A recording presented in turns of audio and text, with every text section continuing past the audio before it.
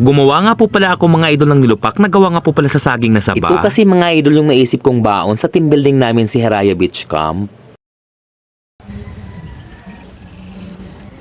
Ang layo nga po pala mga idol ng kinuhanan ko ng butong kasi nagpunta pa nga kami ng kapatid ko sa bundok. Nasa 200,000 followers na kasi tayo mga idol. Kaya naman mga idol pagdating ko nga sa bahay ay ginawa ko ngang numbers itong saging na saba. Para naman mga idol kahit papaano ay hindi na tayo bumili makapag-celebrate lang ng 200k followers. Kahit naman simpleng selebrasyon lang naman mga idol. Ang importante ay nagtutuloy-tuloy pa rin tayo. So ang gagawin nga pala natin mga idol ay hugasan natin ito ng maayos. Yung tupig nga sana mga idol na gawa sa Pangasinan yung ibibring ko sa team building namin. Ang kaso mga idol ay nakulangan na nga tayo ng oras. Kaya itong saging na saba na lang talaga mga idol yung gagawin nating nilupak. Para kasi sa akin mga idol mas masarap kasi na nilupak itong saging kumpara dun sa bilanghoy. Kayo po ba mga idol, alin po ba yung mas masarap gawing nilupak? Itong saging na saba o yung bilanghoy? Ilang minuto lang naman mga idol ang itinagal bagong ito tuloy ang maluto.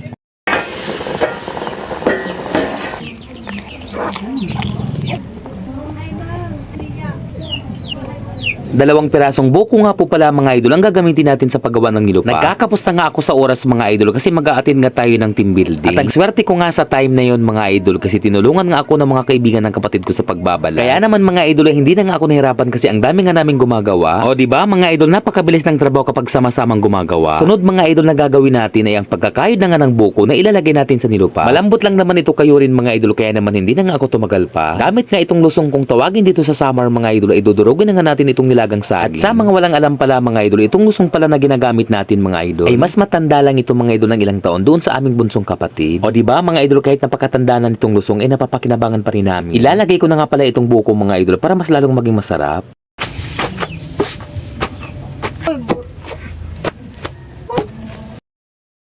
Sunod nga na ilalagay natin mga idol ay itong asukar at saka itong star margarine.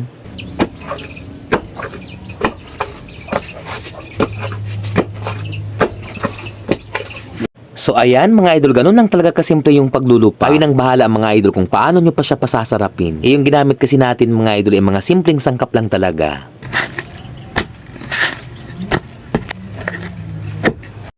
Ay grabe, ang bango nga mga idol, talaga namang napakasarap. Lagkitan din siguro mga idol itong saba kasi napakalagkit nga ng nilupak. So ayan, ano pa bang hinihintay ninyo mga idol? Tara tikman muna natin. Shoutout nga po pala sa mga kababayan kong waray na laging nakasuporta mula noon hanggang ngayon mga idol. Alam kong miss na miss nyo na rin itong nilupak.